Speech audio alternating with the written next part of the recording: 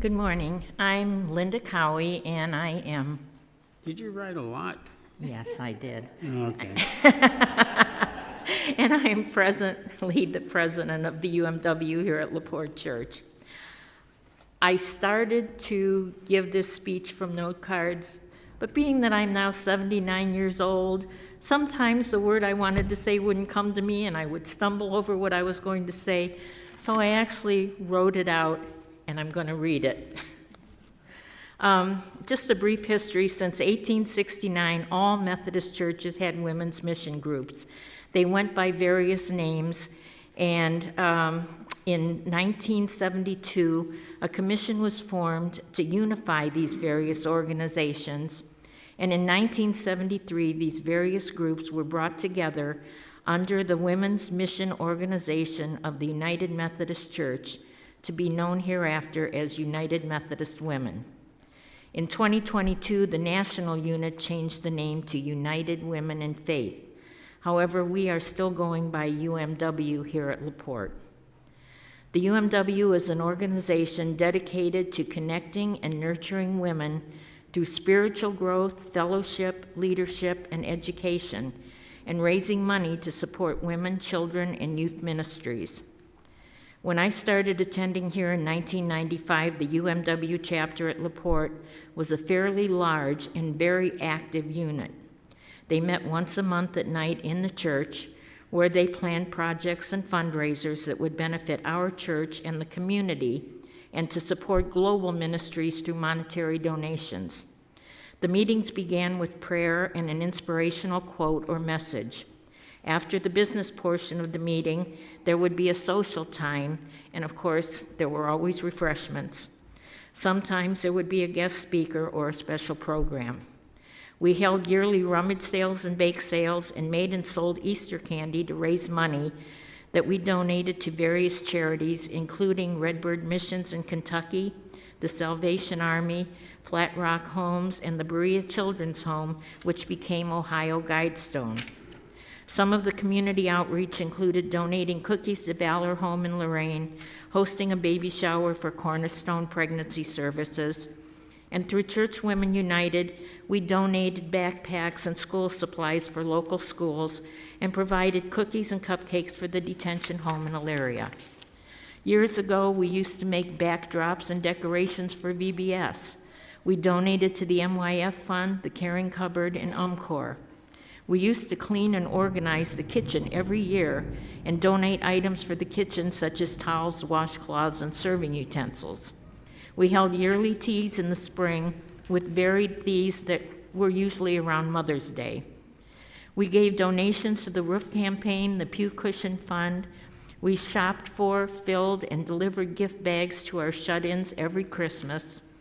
We used to cook and serve the Thanksgiving dinner that was held every year after the pledge campaign, which we no longer do. And we cooked Swiss steak dinners for the men's bowling team. As many of the older women no longer like to drive at night, we began meeting in the afternoon. Unfortunately, that kept younger women from joining the group, since many of them worked during the day. We tried polling the congregation to see if there was enough interest to meet at another time, but did not get enough response to make a change. As the older women died off, moved away, or entered nursing homes, we only had 3 or 4, sometimes 5 or 6 women at a meeting, and we never had enough to hold an election. So, Claudia Baker, Carolyn Bruce, and I have been the officers for over 8 years. The great thing about the women in this church is that whenever we planned a rummage or bake sale, they all stepped up and volunteered to help with setup, donations, working the sales, as well as cleanup afterwards. When COVID hit, we were in the midst of planning the UMW Spring District meeting that was to be held at LaPorte. Then the shutdown happened and everything got canceled. Last year, we closed our checking account out at Huntington because they started deducting money every month since we were inactive. We deposited in the church account under the designated fund UMW. We have not started meeting again, but there is still a UMW here at LaPorte, and if we can generate enough interest, we could start meeting again. In the meantime, we would like to resume our fall bake sale because it was always a good moneymaker. Today, I have only touched on a small portion of what the UMW accomplished over the many years it was active at LaPorte Church. I'd like you to remember, ladies, as Pat Lambright used to say, we are all United Methodist women, and we are all called to be active in church ministries. Thank you for your time. Sorry, Russ. Okay.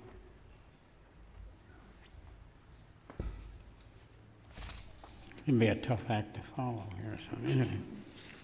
Good morning. I'm Russ Gardner, and this morning I want to talk about the men's group that met first and third Sunday mornings. At the time, it was called Men's Prayer Group. You want to keep track of the time? Tell me when my 45 minutes is up. 30 seconds. 4 to 5 minutes. Oh. Well, I know what I'm going to do with all this. But anyway, okay. Well, somewhere around the early 70s, we started our children here, George and Dana and Donna, and so we would drop them off, pick them up for Sunday school, get them started in the church. When we pick them up, they would show us what they did in Sunday school, and after a while, they'd get out of the car and run into church, and no goodbyes or nothing. I said, there must be something going on in there. So I got my interest, and so on Sunday morning, we went in with them, and we kind of blended in, not knowing anyone. It's difficult to find somebody to talk to or anything. Until one morning, I was approached by a gentleman. If I remember correctly, it was Chuck Lambright. Anybody remember Chuck? And he said, why don't you join us at the men's breakfast? We meet first and third Sundays on Sunday morning. And so I started going to the breakfast, and that's where I started to meet the other men of the church. After going for a while, I learned that the men would share in the cooking and devotions. So we took turns cooking, and then whatever we thought what the guys would like, sometimes just donuts and coffee. But it was a group that met every first and third Sunday mornings. So when someone would offer a quote or a question, mostly from the Bible, we'd go around the table and discuss it about the topic.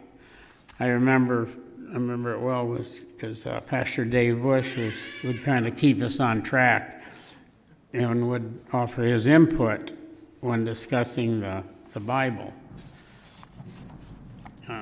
The men would say it provided food for our body and our soul.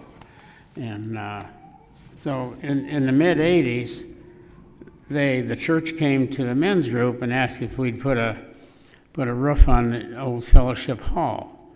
It was a flat roof and leaked a lot. And so the men's group got together and they purchased all the lumber, and we put a pitched roof on Fellowship Hall.